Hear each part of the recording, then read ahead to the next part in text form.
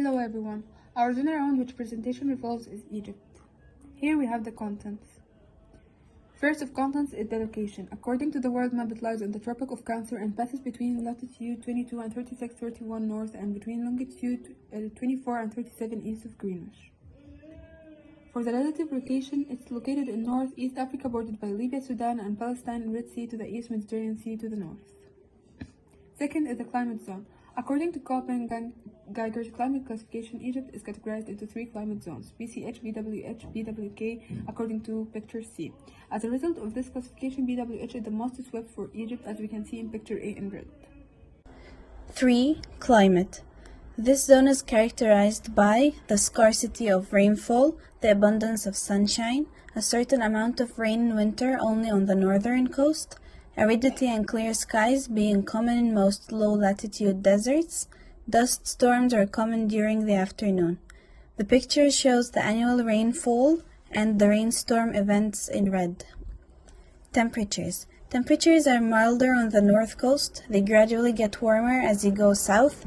They are higher along the Red Sea coast than on the Mediterranean coast. The diagram shows the minimum temperatures, mean temperatures, maximum temperatures, and precipitation throughout the months of the year. This is the psychrometric chart for Egypt. The outdoor air temperature and relative humidity in Egypt can be around 32 degrees Celsius and 20% respectively, which is considered as having a hot and dry climate.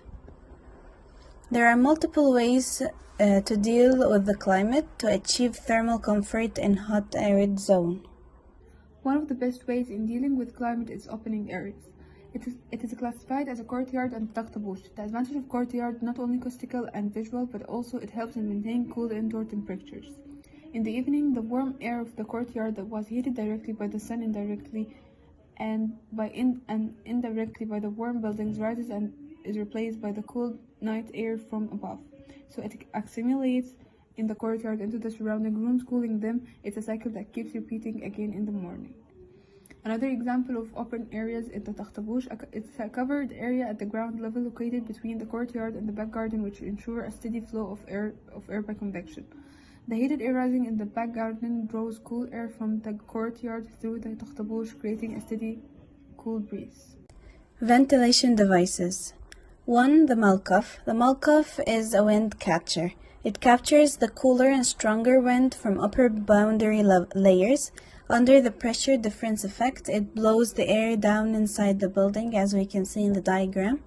It is also useful in reducing the sand and dust. 2. The Taka. Old houses in Egypt included rasha or taka, which is higher than the window and facing it. This causes different speed in the air movement and in turn causes the cross ventilation. The air will be sucked down across the occupants.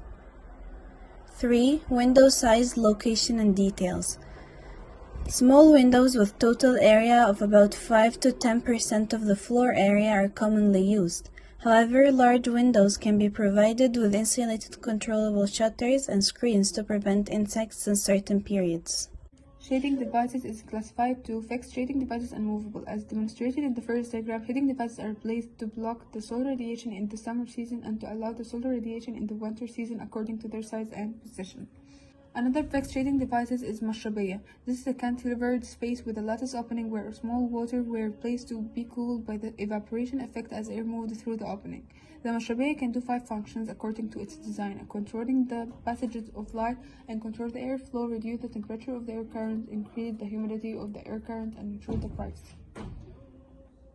For the movable shading device is the shish. It's very useful in regulating solar radiation and wind flow into space, and sunrise can be blocked without obstructing the breeze as well.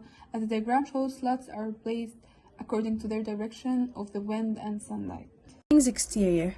The choice of buildings materials. High thermal mass has been achieved traditionally by thick walls that are made of heavy materials such as stone, bricks, adobe, and mud, as we can see.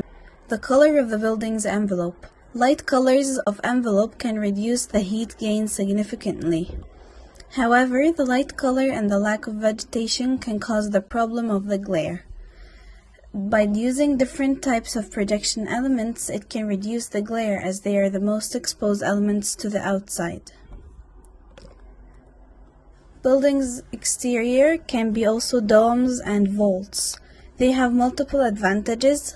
1. Roof is shaded from sun. 2. Height of space increased. 3. Sends warm air that rises or transmits through the roof above heads of inhabitants. 4. Acts as a radiator, absorbing heat and transmitting it to the cooler outside air. 9 is an example.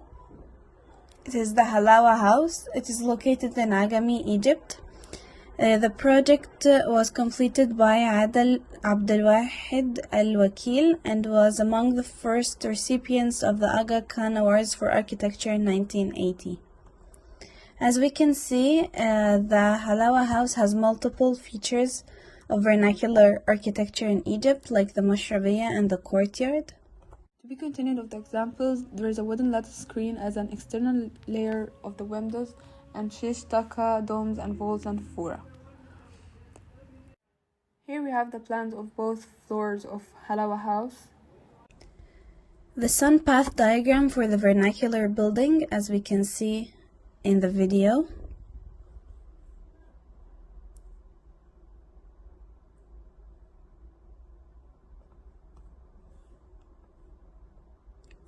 We can also see that the features of the vernacular architecture are visible, like the two-story house, the courtyard, the mashrabiyya from interior and exterior, the dome, and the nafura. Here we have the sun path diagram of modern building.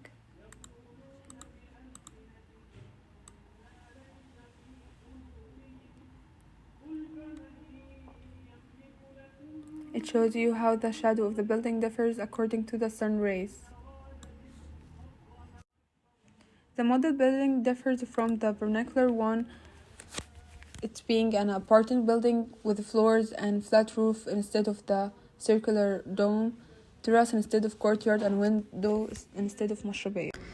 In conclusion, we discussed conventional approaches that should be used to adapt to hot climate in Egypt. In order to achieve thermal comfort inside structures, we discussed the key characteristics of the hot-dry zone and climatic factors. The primary thermal goals for such a climate should be to: first, to achieve a slow rate of indoor heating during summer daytime and achieve a fast rate of indoor cooling during summer evening. Minimize the dust penetration and improve summer nighttime ventilation, as well as achieve a higher indoor temperature than the surrounding environment. Building material orientation, shading devices, the building's external envelope, and other crucial design elements should be all taken into consideration. And finally, here we have the references.